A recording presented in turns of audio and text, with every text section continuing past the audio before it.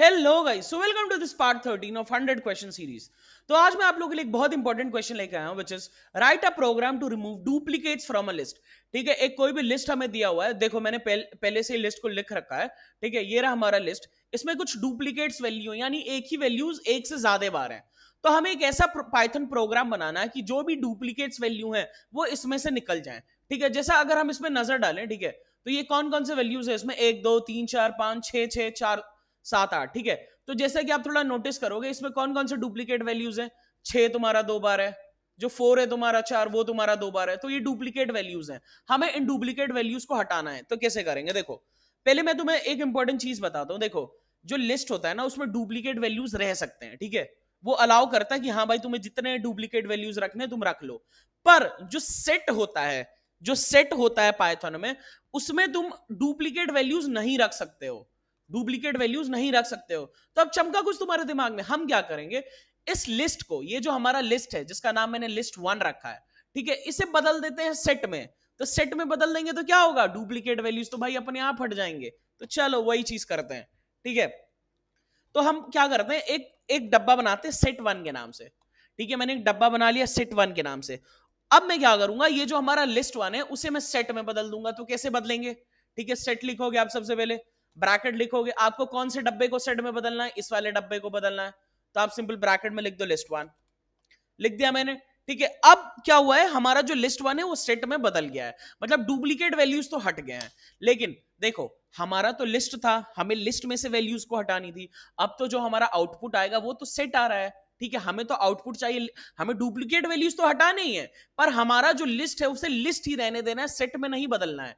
ठीक है, पर हमने तो सेट में बदल दिया। क्यों सेट में बदला, ताकि डुप्लीकेट वैल्यूज हट जाए। तो अब तुम क्या करोगे, जो तुम्हारा सेट में चेंज हुआ है उसे तुम वापस लिस्ट में चेंज कर दो। मेरी बात समझे तुम, जो सेट में तुम्हारा लिस्ट चेंज हुआ है डुप्लीकेट वैल्यूज हटाने के लिए, ठीक है, अब तो तुम्हारे डुप्लीकेट वैल्यूज हट गए।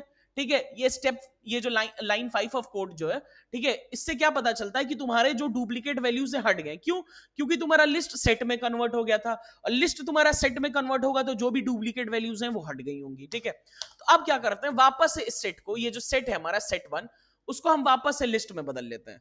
तो हम क्या करते हैं, एक डब्बा बना लेते हैं फाइनल आंसर नाम से या फाइनल लिस्ट नाम से। ठीक है, फाइनल लिस्ट नाम से मैंने एक डब्बा बना लिया। एंड उसमें हम क्या करेंगे, ये जो हमारा सेट बना है, जो हमारा सेट बना है उसको वापस से लिस्ट में कन्वर्ट कर देते हैं। ठीक है, तो लिस्ट ब्रैकेट, एंड कौन से डब्बे को हमें वापस से कन्वर्ट करना है लिस्ट में, ये सेट 1 वाले डब्बे को। तो उसका नाम लिख दो सेट 1। परफेक्ट, हो गया हमारा कोड। देखो कितना इजी था। मेरी बात समझ रहे हो तुम, मेरी बात समझ रहे हो। अब क्या करेंगे, हम प्रिंट कर देंगे सिंपल फाइनल लिस्ट को, प्रिंट फाइनल लिस्ट। ठीक है, मैंने प्रिंट कर दिया। अब मेरी बात ध्यान से सुनना, मैं एक बार और समझा देता हूं। सबसे पहले मैंने एक लिस्ट ले ली जिसमें कुछ वैल्यूज हैं, जिसमें कुछ डुप्लीकेट वैल्यूज हैं। हमें एक ऐसा प्रोग्राम बनाना है ताकि डुप्लीकेट्स को हम निकाल सके लिस्ट से।